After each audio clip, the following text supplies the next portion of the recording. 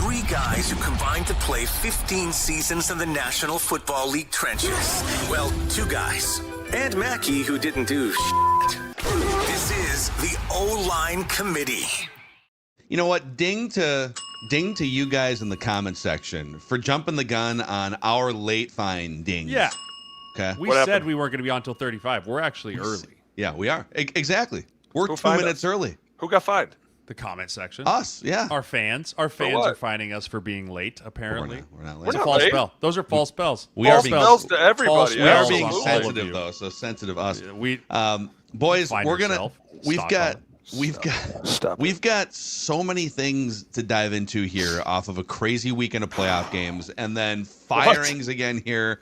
But and then tonight we got the national championship happening tonight. We made those picks last week, but a shout out to Underdog and a shout out to you guys because Underdog just renewed with the O-Line committee here for the off-season run.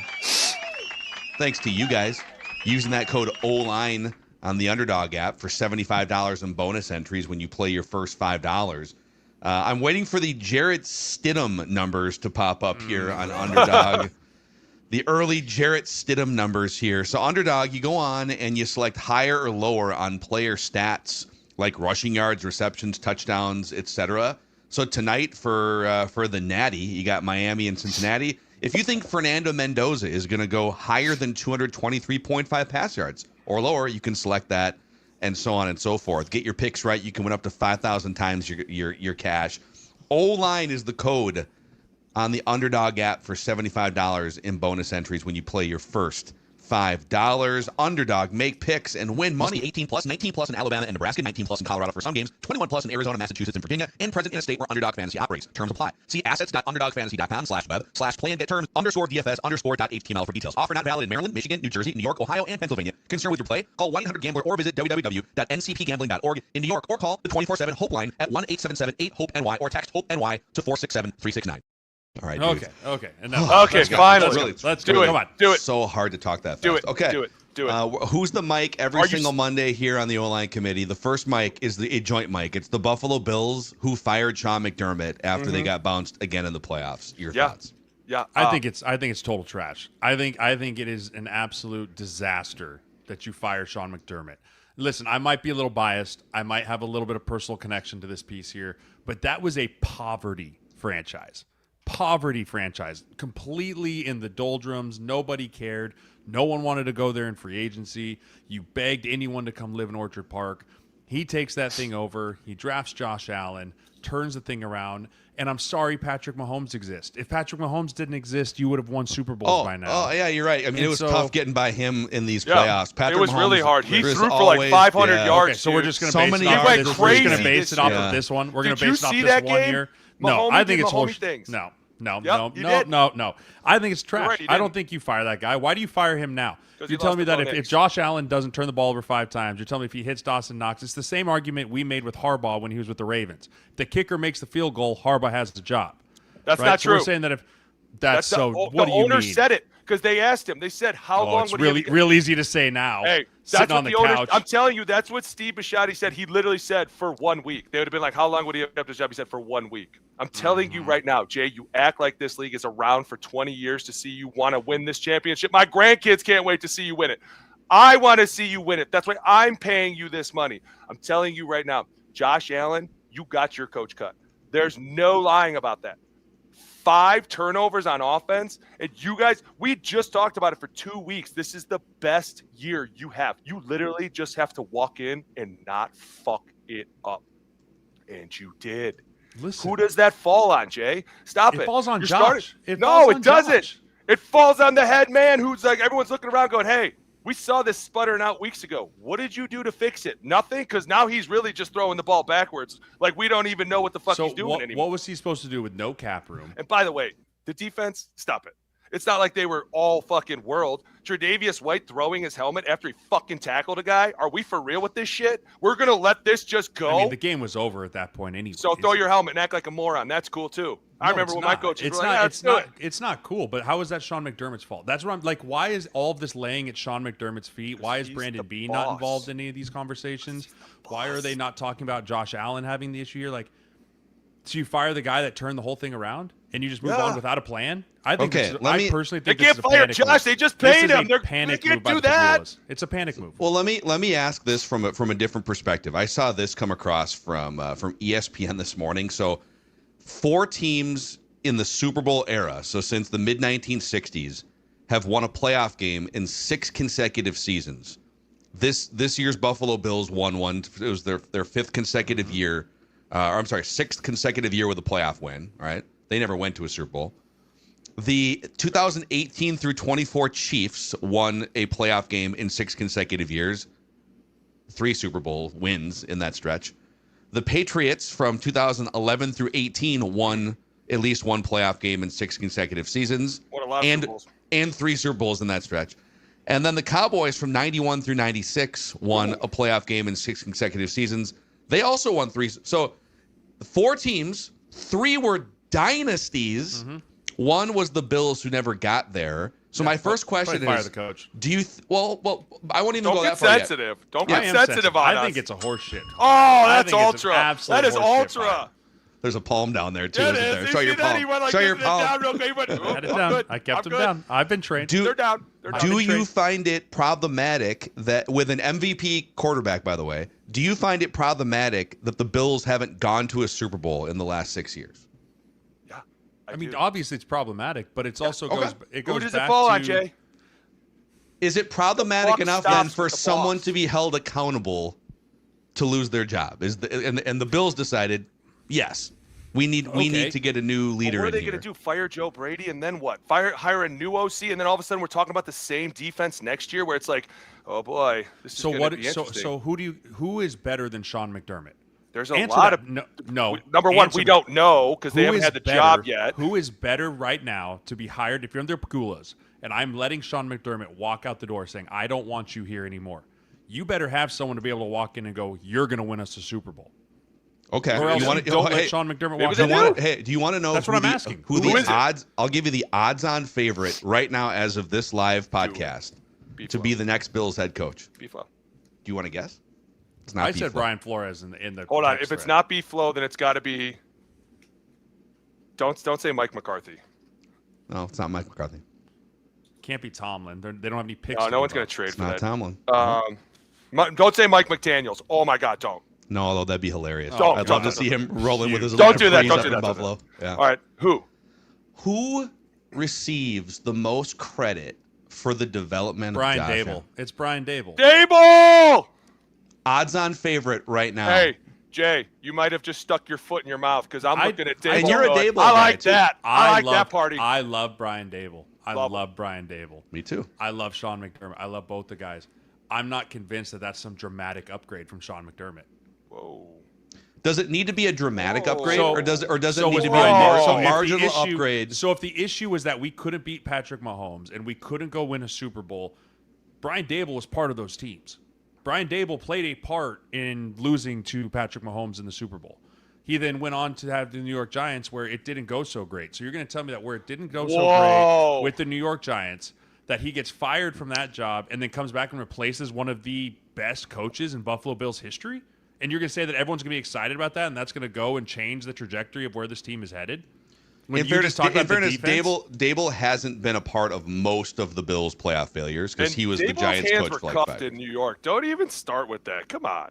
I'd love Dude. to. Trust me, I'm the first one, but I'm not saying that he's like. What they're probably thinking is Dayball has a better relationship with Josh. So maybe if we bring Dayball in, he doesn't make so many fucking mistakes and we don't look like such a Pop Warner team anymore. We're not throwing the ball to the other end zone. We're not running around like an idiot. Maybe Dayball's going to come in and put his foot down and that'll change.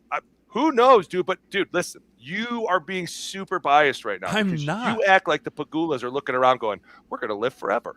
We could just own this team forever. Every year they spend $250 million and they lose. They're looking around going, yeah, I know.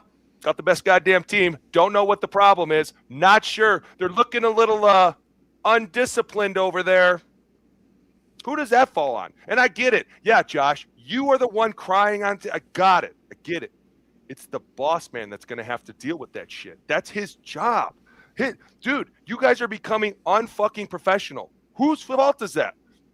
You want me to go blame the dog's fault? I'm not. That was me at one point where I was like, no, your job is to kick me back in line. Your job is to make sure I fucking fear you. And if I don't, I'm going to start going all willy-nilly off the rails. And that's the problem there is they're looking at Mackey just said it. All the other teams won at least 3 fucking Super Bowls. These guys don't even have one. And how much money are we putting up every single year? It just eventually we said it, dude. The rock can only get pushed so many times before guys are like, got it. Got it. What's the monogram this week? Fun. Got it. Fierce urgency for now. Sweet. Let's do it, guys. It's not like that. I disagree, but continue. I mean, dude, I'm going to be honest with you. I'm sure a lot of people do, but to lose the way they did, dude, that's it's pretty crazy, man. Yeah, it is. I think it's more of a body of work thing. Like, can I just say though that like I think that interception was bullshit. I'm just going to say it right now. Like, they don't even know what a catch is. The next day, they have the same fucking thing, and it goes the other way. And sure as shit, what do they say? Everyone's going to be talking about this. Well, we are, dude. And even McDermott, like, at some point, I understand, like, your job fell at the luck of the ref saying, hey, it's an interception. Because he was like, I watched it 100 times on the way home. We all watched it going, I'm confused as to how these two are any different. Like, but at some point, that shit's out of control, dude. Like, the refs are it's not making any sense anymore. Yeah. I mean, I hate blaming refs, and I never want to like blame refs, but if you look at the PI calls, that one where you have Brandon Cooks, the sideline one, Brandon Cooks had that was down bullshit. The sideline, and they're like, oh, no PI here, right? That's just fair game.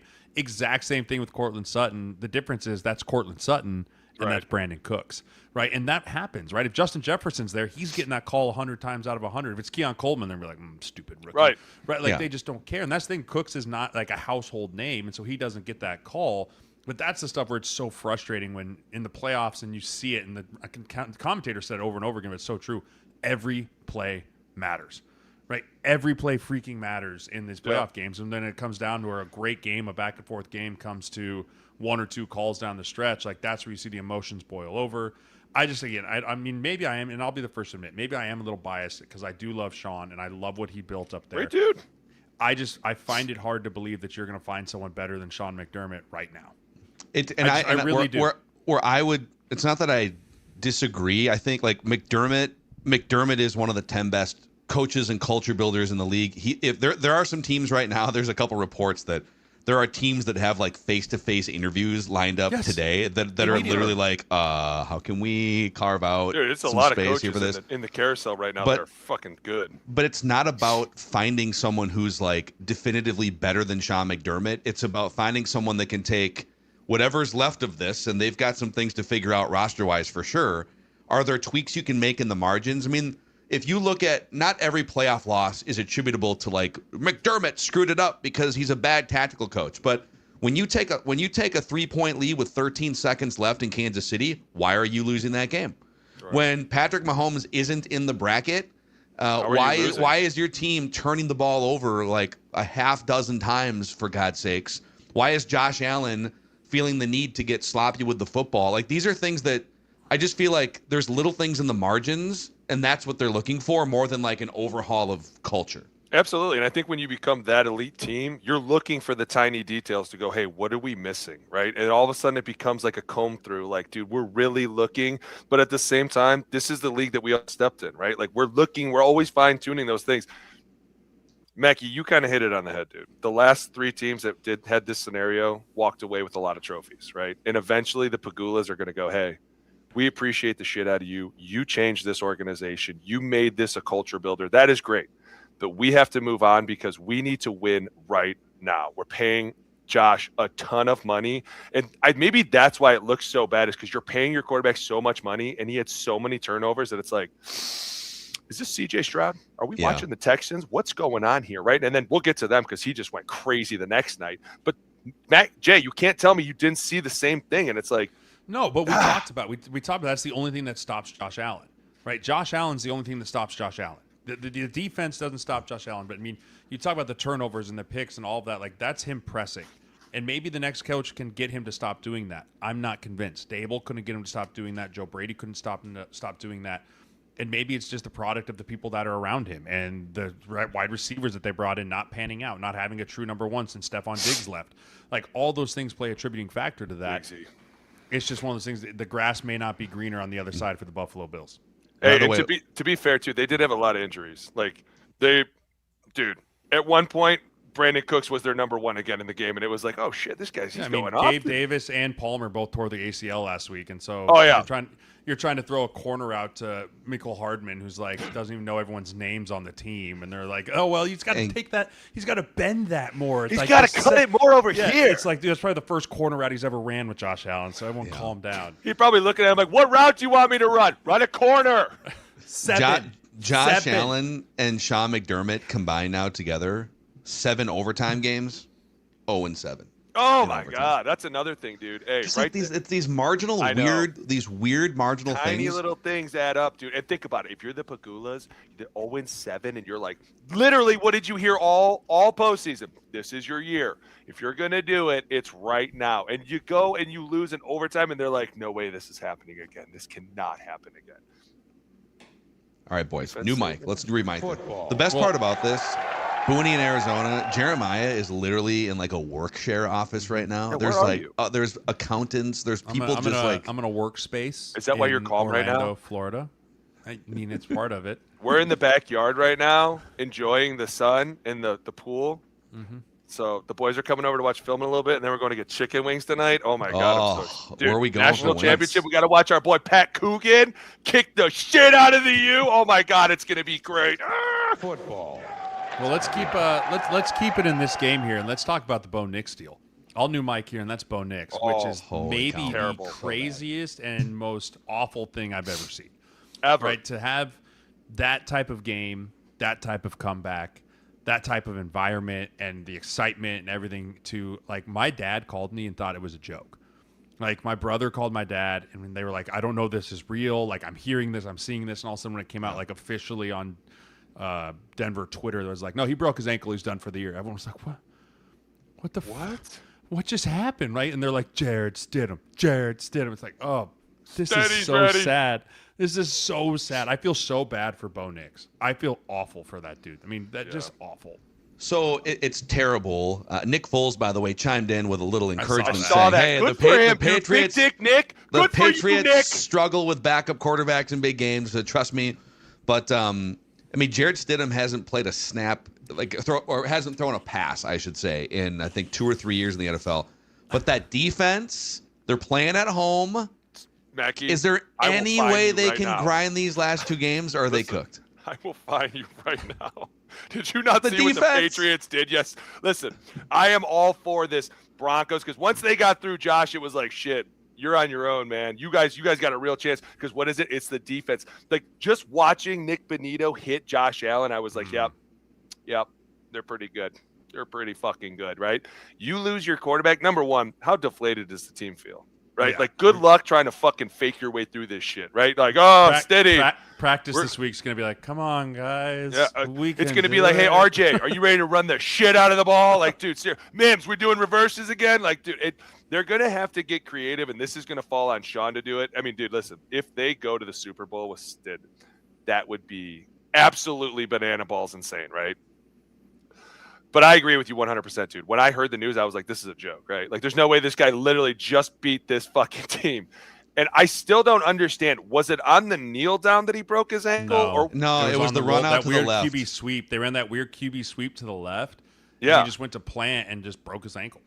Dude, that's I can't even with that. I mean, that's not even. Has someone checked for an electromagnetic field?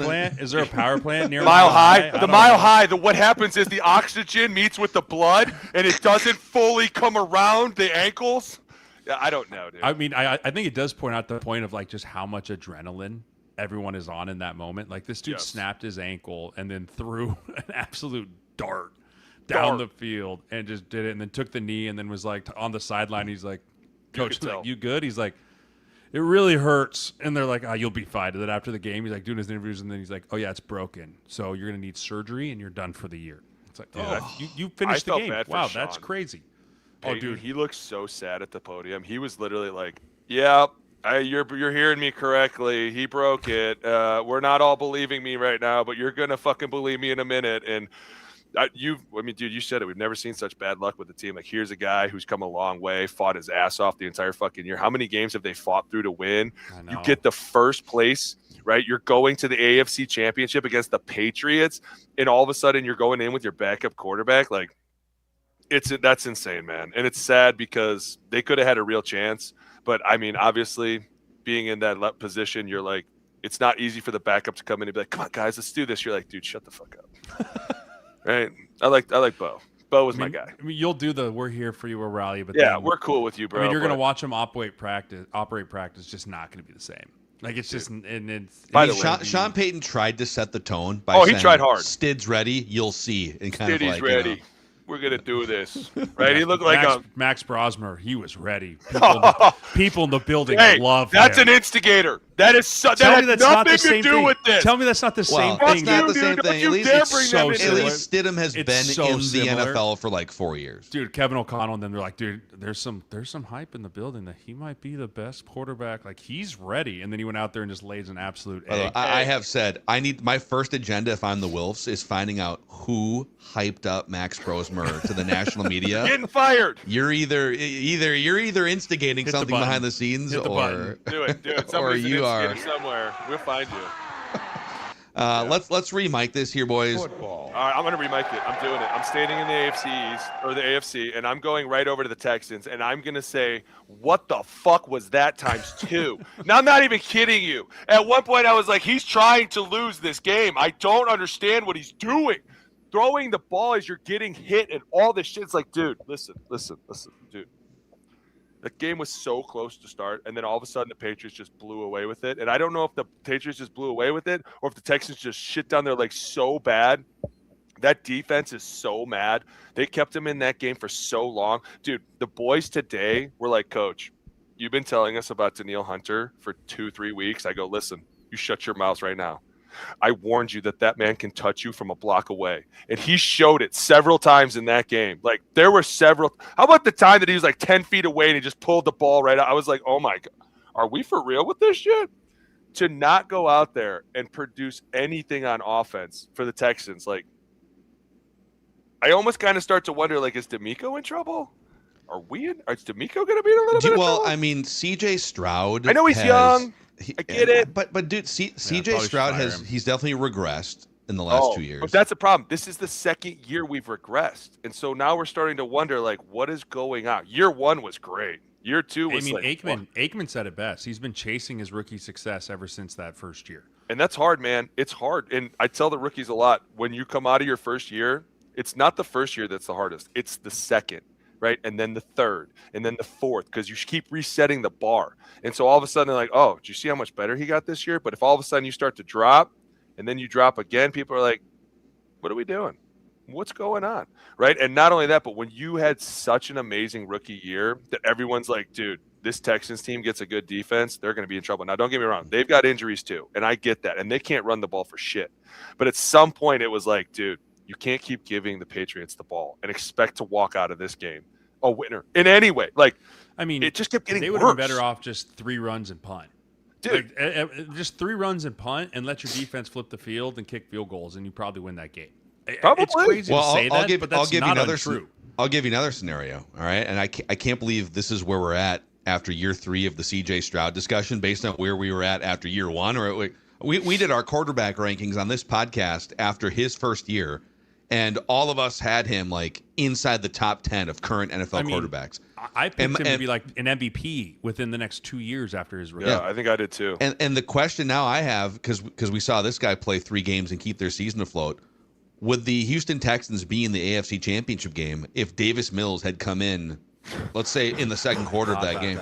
I'm not going to lie. I was thinking about that the whole second half. Stop. I was like, there's no way Davis Mills he had 4 could be picks in the worse than 4 this. picks. I know he did. There's no way I know he could be did. worse than this. After having like 4 fumbled snaps in the first playoff game, like there just zero connectivity, zero ability to read what he's seeing, and then the physical mistakes. It's weird, dude. Davis Mills probably puts them in the AFC Championship game, and It's they're not going to weird. get beat by I think what the it is Jarrett Stidham Broncos for the Super Bowl. It'd be great. It's a combination of a lot of things, right? Number one, they can't fucking run the ball. And I get it. I love Nick Chubb more than anyone. I'm from Cleveland. I'm the biggest Brownies fan. I loved him when he was with the Brownies. He's old. I know. Woody Marks, at some point, he's just running into a brick wall, and you're like, okay, this is not going to work, right? So once you don't have the run game, now the play action's not working. Now we got injured players. Like, everything about this is starting to go into the whole, like, blue screen of death situation for the entire offense. We can't run the ball. He's getting hit. We're throwing interceptions. Like, at some point, somebody has to look around and go, what are we doing? This kid was phenomenal 2 years ago. We have one of the best goddamn defenses in the NFL, and we can't even make it out of here. Dude, it was bad. I think it was interception 3 that I was like, I can't watch this anymore. I need to turn this shit off. This has gotten too much. Yeah, one of my good friends called me, and he's like, I don't know if I've ever seen a drop-off like this in a quarterback before. Like, he's like, I can't remember a quarterback that started rookie year that hot to just going to, like, we should probably get rid of him. Like, we should probably just, like, move on from C.J. Stroud and figure out the next line in succession. And maybe they make a big play for Malik Willis, and they're just like, listen, we're going to move Stroud. Like, we'll move Stroud to somewhere else, and we're going to go find a way to – I would not put that out of the realm of possibility if they try and trade C.J. Stroud this year. Oh, I agree. I would be shocked. Right? So you pick up his 5th-year option, which you have to by May, just to get an extra year. Yeah, and then or would you consider not picking up his 5th-year option? I wouldn't pick it up. Why would you pick it up? What has he done to prove that he deserves a 5th-year option? What is it, too? How much is it?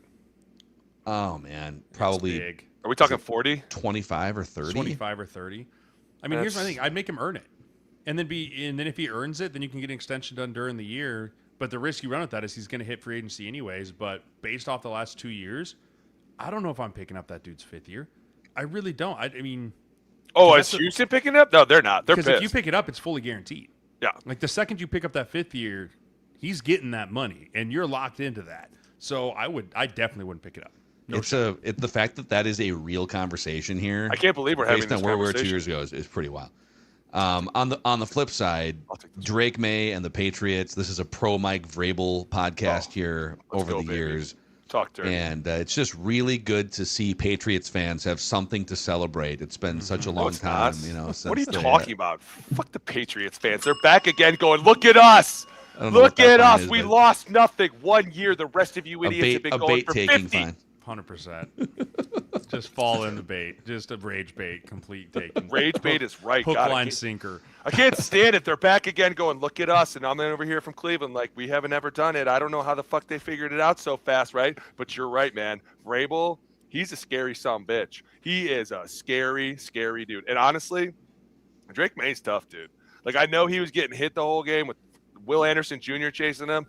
That dude's going to be tough, man. That is not an easy place to fucking come out of. And had CJ not thrown 4 interceptions, maybe that game goes differently. But I'll tell you what, man, hats off to the Patriots. Vrabel, year 1 coming in, changing that entire dude. Last year they were 3-14. Think about that.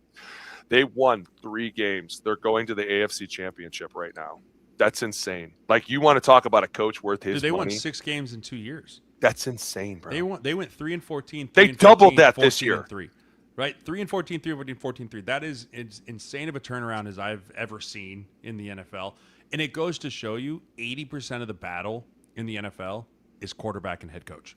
Oh yeah, right. Quarterback and head coach. If you can nail both of those, you'll give yourself an opportunity to go win a Super Bowl. Right, Bo Nix, Sean Payton. Yeah, nailed it. Works. That works really well. Drake May, Mike Vrabel. Right. Okay. Well, yeah, that looks pretty well. Sean McVay, it's Matt Stafford. Right. Mike McDonald, Sam Darnold. Like, all of those have unbelievable head coaching structures and great quarterback play. Yeah. And so if you can just have those 2 things and build decent 20% around them, you're going to give yourself a chance to go into Super Bowl every single year. Yeah, I mean, I agree with that. I think their offensive coordinator helps a little bit, having someone as experienced as he is, especially being somebody that's been with Tom Brady for as long as he was. Like, dude, it's easy to be like, hey, this is what the GOAT did. This is how we did it. And this is how we beat the shit out of people, right? Like, not only did you go back and get a former player from the Patriots that started the dynasty, but now he's running the team, and you got the OC that was doing it while they were a dynasty. Like, Robert Kraft has once again gone into his little bag and been like, I'm going to pull you out. I'm going to pull you out. I'm going to be gone soon. I want 1 more. My son's taking over. He wants 10 more. Like, I love it. I love what Vrabes is doing. I think that I don't want to say this in a mean way, but I think that they're going to cruise into the Super Bowl just because it's going to be really hard, dude. And I don't mean that in a mean way. It's going to be hard to win a fucking AFC championship with a backup quarterback that hasn't thrown a ball in 4 years. Like, let's just be realistic. And Mackey, weren't we saying, I can't remember, like they have a ton of cap space next year too, don't they? Yeah, don't say that. Dude, don't that say is that. that is Don't the say that. scariest thing about it. Don't say that. And you got a rookie quarterback on a rookie contract. No. Oh my! Wait a minute. I know somebody once said if you can get a good coach on a rookie quarterback deal, man, you could take the world over. Well, I mean, I forgot to add Kevin O'Connell and JJ McCarthy to my God list damn it! of- Hit him again with an instigator line. This Mackey's is me. getting so mad. Did you see those eyes he just threw at him? No, this is me calmly hurt him. knowing You just that can't there's hurt him anymore. that there's He's 3 just- years left of his rookie scale contract, and he's not even 23 years old yet. That's fine. Yeah, But You're all not of that calm. You're not You that hit calm. on something with the Patriots though that is true, which is, and now their schedule, they play a first place schedule next year, so it's the path to get They'll be back is ready. going to be hard. But this is not anywhere near a fully formed version of whatever this Patriots team is going to be, because Drake May is going to get better. They've got their 3 most targeted receivers / tight ends are all over the age of 31. And so they're going to they'll have to reset some of that, but it's like Mac Hollins and Hunter Henry, Stephon Diggs toward the end of his elite run here. But 6th-round pick, Boutte, who made one of the great catches of the Sean. playoffs yesterday. But still, they've got room to add some weapons still. They've got draft picks. They've got $40 million in cap space. And their quarterback, like I said, is going to get better. So Yeah, it's kind of terrifying. It's kind of like where the Patriots were at in the early 2000s, where we're good enough to win a Super Bowl, but we're not even close to our best form yet. So buckle up here. Well, Yeah. I guess my next mic, and are we done on the Patriots? Because I want Yeah, we can keep going. Yeah. I'm going to propose a question to you two. If you have to pick a quarterback that's going to be the best quarterback in the next 10 years today, is it Drake May or Caleb Williams? Drake May. Ooh. Oh, without question, Drake. Hold May, on. right no, now. I'm going to say Caleb don't Williams. know, He's dude. He's more accurate. Listen. Those off-schedule throws, Mackey, hear me. Yeah, those are great. Nope. We they're need not the easy. on-schedule throws Yep. at some point too. I got that. Not on Listen, schedule. there to, was a lot the of opposing drops safety. too. Stop it. There was a lot of drops in that cold game. I get that.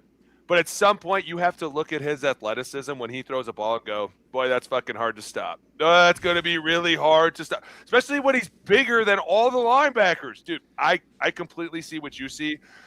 I know they didn't win, but I'm telling you right now, that kid's going to be fucking tough. And I don't give a shit if he paints his nails or not. The fact that he can roll, when he threw that 4th and 4, I go, where the fuck is he going, right? He's just doing this thing again, and we're like, uh-oh. He's doing the CJ Stroud thingy. He's doing it again. But then he threw that dart. And it was like, there's no way he just threw that without looking and knew exactly where Cole Kmet was going to be. Like, what the fuck, dude? It's the off-schedule shit that is always so hard to beat. And at some point, I get it. They're going to have to go out and win a game. And let's be honest, we were saying for a long time that they've been doing really well with their defense. They've been doing great at takeaways, right? Getting, 33 takeaways in the season? Dude, that's insane. That's like 2 a game. Yeah, that's 2 great. turnovers a game. That's you're gonna have to bake in that not happening next year into the equation. Or But yeah. do we just go out and pay people to come fucking play for us and go, hey, we're really good now. You don't, Do you want to 'cause come rush the passer for they're us? over the salary cap. This is great. I'm not trying to crap on the Bears here, but this was destined to happen for a long time, where they would finally get themselves in one of these situations. And Caleb, he made 2 of the greatest season-saving throws in back-to-back weeks in the last 25 years of the NFL. Total unicorn. Only 2 or 3 other quarterbacks can even get those throws off, and that's awesome. At some point, he needs to figure out the boring pulse of football completions. He's a 56% completion guy. He will, dude. I'm with Booney here. It's so much easier to fix the on-schedule stuff than it is to be able to do the stuff that he can create. And if I'm Ben Johnson, I'm going, dude, hit the freaking speed out for 5 yards, and we probably just score at the end of it. We don't have to do the magic thing or stop sailing balls over the middle. That stuff for me is so much more fixable than the amazing things that he can pull off. Interesting. Just trying to dial him back in. Why is that interesting? Mackie. We're talking about I'm going to hit you with an instigator. Who rise up. Don't even stop it, Mackie. Moments, but don't have accuracy on the throw by throw basis. Okay. I can't. Interesting. Dude, first of all, he does not make any off-schedule throws that we go, did you fucking see that? Did you see that one where he rolled to the left and the guy He clipped throws his it heels? like a He was in pitcher the trying air. to throw it 90 He miles was in an the air. hour. Dude, stop it. Swinging around. That's a lying fine, Mackey. That's a lying fine. I'm just going to clock that take. Just going to clock that take for later. It is easier to fix, but I think Caleb Williams is 10 times the quarterback J.J. McCarthy will ever be. Like physically, not to mention, Everything. he's like. It's funny because when you watch him play, he looks like he plays like a 5'11" Russell Wilson or something. But he's huge. But he's like 6'4". He's enormous. He runs around. He's massive. Yeah, he is. I'm taking. By the way, to answer my own question, I'm taking Caleb Williams. I am too. taking Caleb Williams. I think Drake May's great, though. I want that known. Now, I think he's a great player. Without Ben Johnson, I think he turtles and maybe becomes a bust. But pairing him with Ben Johnson, who I think is a psychopath, like legitimate, maybe lunatic psychopath behavior, I think he's going to be able to dial in Caleb. And you saw from things from Caleb this year that I never thought I'd actually see from him.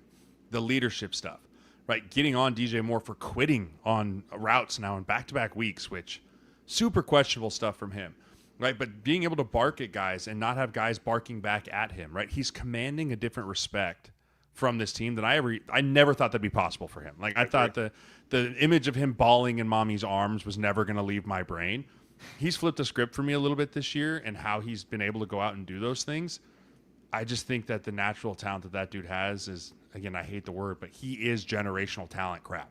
Like he is generational with that type of stuff. And I hate using that word because I think it's the most overused word in sports, but he could be a generational talent. I mean, in terms of talent, yeah, I 100% agree.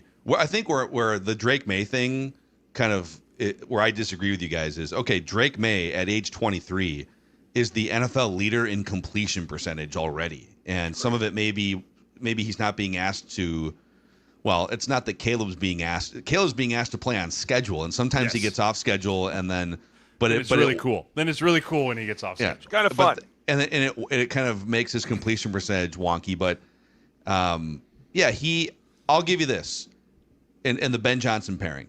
He cut his sack rate more than in half. He barely took sacks. He took 24 sacks all year after leading the league with like 70 sacks. Easy. The O-line. And credit to the O-line, too. Yeah, those dudes were really good. But sacks are 50% a quarterback stat, too. Like, you got to get the ball out and understand what you're doing. And contrary to what happened in these two playoff games, he doesn't really throw interceptions either.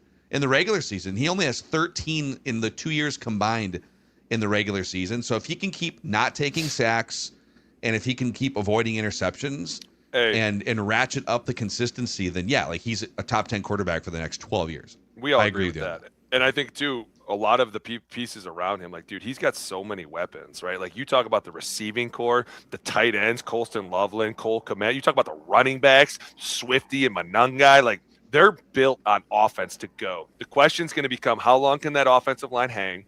And can they improve the defense? Now, did you say they're in cap hell? They're over the cap. Yeah. How much? They're pressed up. I think it's like 20 or 30 million. Oh, that ain't shit, dude. At one point, the Saints were 80 over, and they were like, we're good. I'm telling you right now, they'll find a way to kick that can down the road. Why? Potential. Guys, the potential is there to win it now. Ben Johnson, I love what he did. I think he wins Coach of the Year this year just because he has changed. Dude, there's so many candidates for Coach of the Year this year. I agree. More than I can ever remember. But when you have a first overall pick who had a year like that, they're going to be like, yep, this guy definitely came in and did some shit. And not only that, but, dude, they were rolling for a minute. Like, they were kicking the shit out of some people. Their offense is so fun to watch. His off-scheduledness is almost like it's planned in the offense at times. Like, you're like, it's almost like Ben Johnson's like, hey, he's going to go off script here. Call something crazy. It's like, oh, this is great. I love this, right? He gets it, and that's why I think he's a little bit of a psycho because he can read Caleb so much better than anyone else. And we can't – this is the O-line committee. We cannot not – we have to discuss One Joe of the Thuney best. going Dude. to left tackle Ever. Again How about that? and locking down Jared Verse. Locking down Jared With these, Verse. like, T-Rex arms. He was just like, come here. Yeah, He does this thing. Everyone's where, like, "Oh, short Hey, arms." Like listen. he's just in perfect position. He just Here's invites what you it to run is. into him, and then he just doesn't lean. He doesn't move, and he's just. I was watching him all game, going, "How do you do this? Teach me your ways, Sensei." Like it's just unbelievable what he could pull off. one of the best things that he does is he obviously does a great job of getting depth and staying inside out. But as guys are coming to him, he like hits them with this inside, but then grabs them with the outside. So it's almost like he kind of locks onto you and then he sits you down. And so instantly you're kind of into his world and you're like, oh shit, I don't know if I like this. You try bowling him and then you're like, oh, this motherfucker's strong, right? Like he did such an amazing job. And I think everybody was looking at this like, hey, if this goes sideways or off the rails, this team has no fucking chance, right? But the fact that they were in this game, the entire game, was because of Joe Thune. Mm-hmm. Like, seriously, phenomenal player. What is this, year 9? He's been a 9-time division winner, division champ, all-pro, Pro Bowler every year. Just this hang year, the gold jacket in his locker. Like, listen, just like, hey, he's already got the bust in just, Canton. we're just going to hang this here for you. Yeah, you're good. We got to get him on. That's who we need to get on, is that Oh, guy. gosh, dude. What an absolute And stud. also, just to put a bow on this, based on your last 10 minutes, you guys there, congrats to the Bears for winning this game and getting to the NFC Championship game. Yeah. What? Oh, wait, can we talk about the team that actually won the Listen, game? calm yourself down. That We went just into cold sensitive. weather enemy territory. talking about another You just, NFC North team? The Bears. Are we talking about I can't another talk about NFC the North Bears. team, not the Vikings? Oh Play my the God. song. I want to hear the song one more Do it. time. Play This it. is Play the embarrassing song for the for year. Play both the of song. you, by the Do way. it. Play the song. Yeah, embarrassing. Yes, What a moral victory for the yes. Chicago Bears It was- hey, yesterday. hey, we're for proud a of 'em. team, they were in hell. They were in hell. We Be have a little happy, Mac. I'm a Ben Johnson stan. I'll admit it. I love that's Ben fair. Johnson. I will fight. I think that dude's amazing. I would have loved to play for that guy. However, yes, we can talk about how Matthew Stafford Surgical. is back in the freaking NFC Championship game with Sean McVay and company. And His poor Puka cheeks, Nacua. man. Did you see? Oh. He had those like Tom Coughlin 2007 cheeks I'm inside so that glad helmet. you said that. That always drove me nuts about Tom Coughlin. It's like, dude, put some Vaseline on. Bro, or something, bro, like dude. it's okay, me. man. Yeah, just Hey, do something. I'm going to say this. If you blitz Matt know. Stafford, you're on your fucking own. Dude, you are on your I'm own. watching that game with my 2 business partners, and I literally go, "What? What if are you Puka doing? Nacua's in the slot, don't send the slot pressure." No. I don't understand No. what's so hard about this because he's just going to No. go, "Oh, that safety's 15 yards Oh, are you off. coming? Out Puka. route. Yeah, Do one of these. out route. Yeah. Go. Hey, he just looked over. I'm like, hey, just do it. Like, come over, and I'm just going to throw it to you. They're Like, stupid. Yeah, they're fucking stupid. I think the interior. I liked the Bears' plan of interior pressure. I thought that was a good plan that they had with bringing Edmonds, bringing those guys up the middle. You can't bring slot pressure against Matthew Stafford. Especially when he He's sees just too smart. He's just too damn smart, and especially when you're just going to line up there. That was Like, so I get- dumb. It- What are you can't just- doing? You're just going to line up and go, hey, send 8, see what happens. Well, It's no, like, the dude, problem he was- sees that. Hey, Matt, you know just as much as I do, Jay. It's funny. We just went over coverages last week with these boys. As soon as you see that picket fence, Matt's like, "No way, no way, you're He's doing this." excited. He was literally like, "Give it to me, give it to me, quick, quick, quick, quick! They're gonna pull out, they're gonna pull out." What you do is, if you're gonna do it, you come from depth and you Depth. just run as fast as you can to try and scare the shit out of him. But when you show everybody's up, he's literally just like, "Oh, well, I'm gonna go to my most reliable he target." showed he was human so many times in that game. Oh, like yeah. when they did confuse him a few times, they got to his feet and they moved him around. But when you give him the picture pre-snap, he's going to beat you every time. He's going to beat you every time. I don't disagree with going with pressure. I don't. But slot pressure with 12 standing in the slot, that's their guy. That's And their their number corner one walked dude. up. Yeah, that was dumb. Like, I was so frustrated by that call. I We mean, both that were, one call probably. made me so mad. I'm just sitting there. I'm literally just staring at the TV. Like, why would you do that?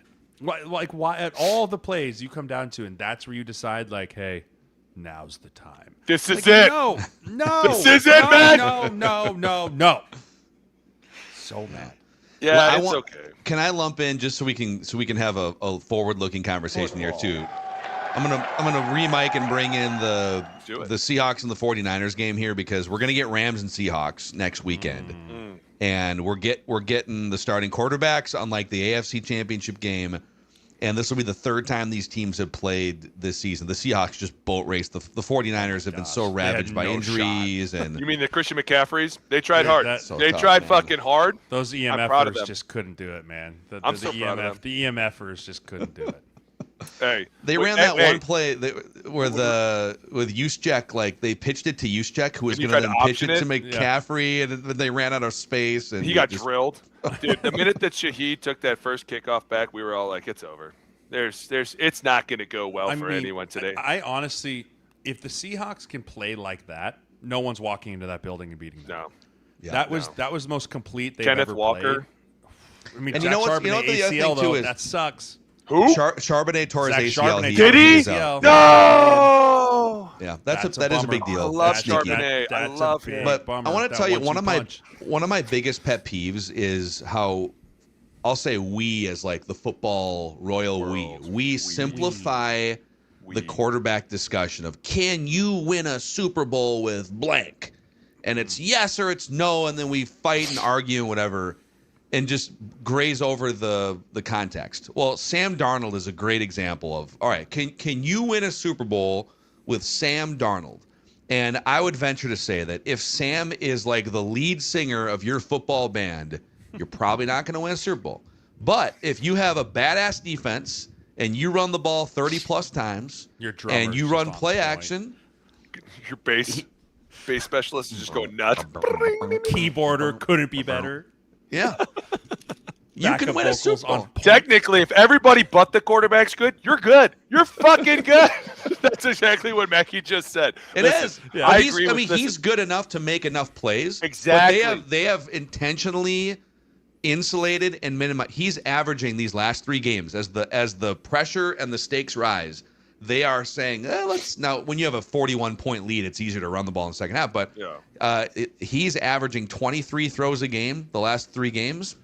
Just That hey, offensive dude, line, that Seahawks offensive line is playing out of their minds. especially that center. That center, I mean, ooh. Jalen, look, What a did you see him stud. pull around? Did you But- see him pull around? It's, And fuck it's, that. it's the scheme. It's the scheme when you have Oh, yeah. guys like I thought CT. Damn it! Put Offensive this one on line. the reel. Put this one on Offensive the line. reel. Offensive line. Put this one on the Offensive reel line. for my division, my brain problems. But that offensive line. I mean, they built it and they've invested capital into that. Right? They just extended both Abe Lucas and Charles Cross.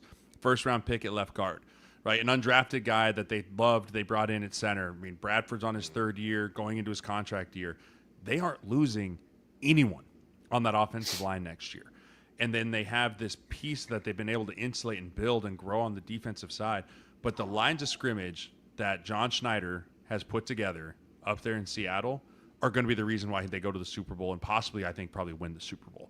Right, with just the way that the line of scrimmages have been built, they knew they had to beat the Rams, which means I had to get to Matthew Stafford. I have to keep him off the field. I got to run the football. They know they got to beat the Niners, keep Brock Purdy off. They have built that to win the division, and here they are playing a division opponent in the NFC Championship game. The Schneiders have done such a great job up there, and I mean Mike McDonald's an unbelievable coach. Yeah, To be fair, he's been doing that for a while, though. Dude, Schneider's always had a good O-line. He's always had a good D-line. Like, he's always invested hardcore into those 2 fronts. Mm-hmm. I agree with you, Mackey. I think as the stakes get a little bit higher, and you're right, when you're up 41-0, people aren't like, hey, let's go crazy and throw the ball. But at some point, they've been running the ball a lot this year. They've become more effective as of recently, where it's like, okay, now you're about to deal with some real shit, because what are they so effective with? The play action.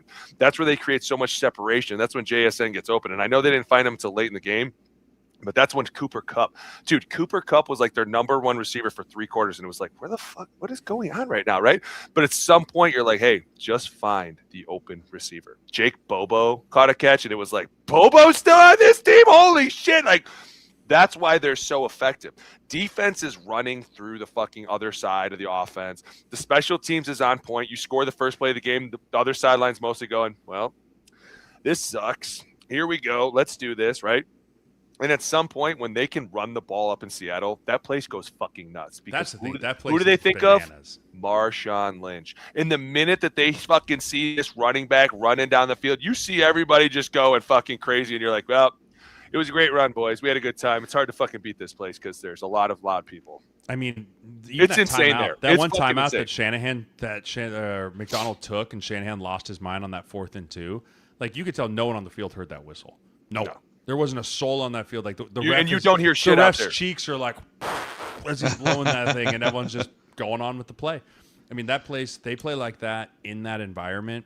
I mean, give me the Seahawks to win it all. Oh, but here's the crazy thing looking ahead to this Dark weekend. side. It's a divisional game. They split the regular season 1-1. In both of those games, the Rams had double-digit leads. They blew one of them in the second half at Seattle. But these 2 teams played each other like a month ago in Seattle, and Matthew Stafford threw for 457 yards, 3 touchdowns, no picks, and they ran the ball for 120 yards. They did whatever they wanted with that defense, and I think it was a punt return and then like a busted coverage, and they hit both 2-point conversions, and then they went for 2 in overtime, and they just kind of shell-shocked the Rams. That was one of those. That was the game we all talked about, like Sam Darnold's arrival game, right? Because he did have to do a bunch in that game. Wasn't that the one where he had to do a whole lot? They were down by 16 in part because he threw 2 of the worst interceptions of the entire season. He threw a fat boy interception, and then another one. Whoa! And then they ran it. He threw it right to a D tackle. Fellow fat boy, easy. Yeah, he threw it to. Threw it to a it was hold on. He threw it to a fat guy. Yeah, number 91, Kobe Turner. Hey, Frank Crump got a catch. Okay, he's a fat guy. Yeah. Speaking of, we have to.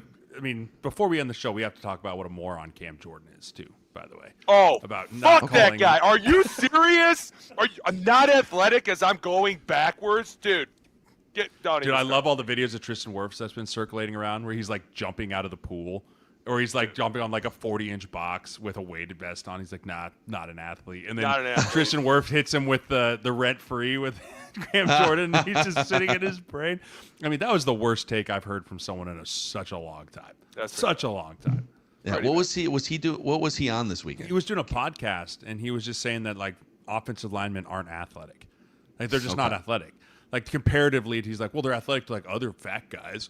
Like, but like, they're like, so you're saying Trent Williams is not an athlete? And he's like, no. And he's like, Tristan Wirfs not an athlete. He's like, no, he's just fat as hell. I'm like, Tristan Wirfs would kill you. Like, you called him fat as hell? Yes. You didn't watch the interview, dude? I'm busy. You're not that. We're busy. We're just on the internet all day. It's great. Yeah. Don't mind me. Yeah, no, listen, I don't know why Cam would say that. I think that's the dumbest thing he's ever heard, especially because they win like one play a game and everyone's like, you're the greatest. It's like, yeah, don't mind the other 64. I beat his ass. You fucking loser. Fuck that guy. People are making up a new fine here, a fat shaming fine. They think I'm fat shaming. Well, no, it was a fat guy interception. It was a joke. When I heard when it hit my brain, I go, did you just call somebody a fat guy? Dude, he threw it to that one fat shit that dropped back in fat coverage. fuck in the middle.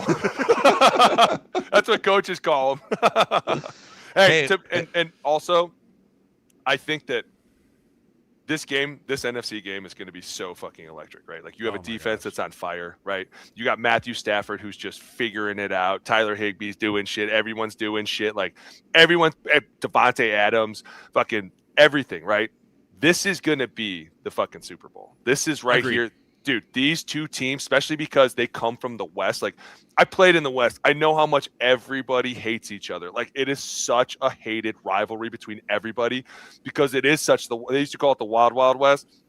And dude, I'm telling you right now, that place is going to be so fucking loud. It's going to be so much fun. If they can run the ball, Seattle, at the same time, what if the Rams start running the ball, right? Like you're just kind of looking at it going, who's going to make the least amount of mistakes, which is funny. The Rams kind of forgot about their run game for like an hour in that second half. And you're like, guys, it's negative 20 wind chill. Yeah, just run the ball. Run the ball. I trust Seattle's defense right now, like today, more than I trust LA's defense right now. Come on. Hey. Ever since LA fair, lost to Seattle, they've kind of broke. They've had this like not the cog in the machine that was perfect for so long. I think Seattle has them, guys. I mean, I know we aren't taking our picks here. I know. But the way that Seattle's defense is playing in that place, totally different ball. I mean, that place is amazing from an atmosphere's perspective. Oh, yeah. And LA's defense has left a lot to be desired in the last 4 weeks. Yeah, versus Seattle's defense has been smothering. I mean, just absolutely smothering. But are you smothering a team that loses McCaffrey in the game, loses Tunges, doesn't have Kittle? I mean, dude, they're beat up. And that's why you're like, dude, they almost won the number 1 seed.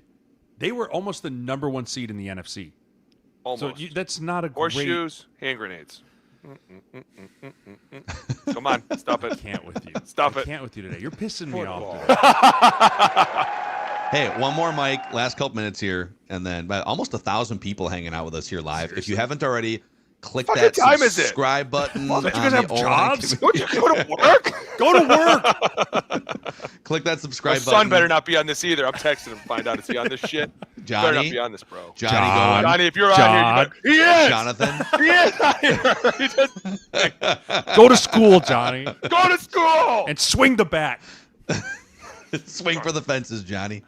All right, what do you got, Mac? Okay, John Harbaugh, new Giants coach. Your thoughts? Or does he regret not waiting a week for that Buffalo job to open? No, I think that's a great hire. I think the second Baltimore let him go, Mr. Morrow was like, hey, don't even go home. Just get on the plane, fly straight here. We'll send someone to pick up your things from Baltimore. Like, you don't ever have to step back in there. They can't hurt you anymore. Fuck those guys. Come on over here. Now, the negotiation lingered for like 48 hours because he wants to report directly to the Morrow family and not the general manager, which is what the arrangement was in Baltimore. I think that's a fair thing to ask if you're John Harbaugh. Like, you don't have many coaches that can carry that kind of weight, but you also, in the Giants position, you don't have a ton of leverage if you're going, this is our guy, right? This is our guy. This is I want. If he walks in there and goes, love you, Joe. Think you're a great guy. You and me, I'm here. You're here. And that's okay. We will still work together, but like 51%, 49, right? All decisions final run through me. That's a very fair thing for John Harbaugh to say, and I think that was probably the sticking point. But if you're the Marr family, you're probably looking at Joe going, I'd rather have John if it really came down to all this. So you two get in a room and figure it out, or you're gone. Jay, that's a lie. They were literally like, so, Joe, we're going to sit you down, and this is your new boss. We're not in this. We're not a part of this. We're just here to let you know, if he fucking comes back and says you fucked up, you're gone. Got it? Just letting you know. Just letting you know. How does that work? So they both report to ownership, but they both Joe when it comes to like the 53rd spot on the road. Let's not get this twisted in any stretch around. I guess it goes from God to you to Jerry. What is that, Real Genius? Where he's like, if you're looking at spot 53, Joe's like, well, I like this guy. And just, we're going to take that guy. We've seen what you've done. You knock it off right now, okay? You go sit in the corner and put that dunce hat on. It'll all be very telling come the draft day. And they're going to have that video into the draft room and who's standing up making that call. Sheehan's in the corner. Oh no. Harbaugh's high-fiving everybody. The Giants YouTube channel will unveil it for us. Oh, of course they will, because you'll see Harbaugh. Yeah! Joe Sheehan's going to be like, I don't know, guys. I don't know. I don't know if I see it. It's going to be interesting. It's going to be great. Oh, man. All right, let's let Booney go continue training the next generation of offensive linemen. Jeremiah's got to get back to his shared workspace there, and I got to post this on Apple and Spotify, so... All right, and have fun watching the Natty tonight. Indiana looking to make the greatest sports program turnaround in history. Indiana, who they're going to cover. I don't know, the last century. -7.5, they're going to cover. Only 3 previous bowl game wins until this season, and now they can get a third one just in this bracket. NIL, baby. It's a crazy world. Signetti and NIL. All right, dudes. We'll see you guys next time on the O-Line Committee. Thanks for hanging out with us live here. We got some film coming your way and picks later this week, too.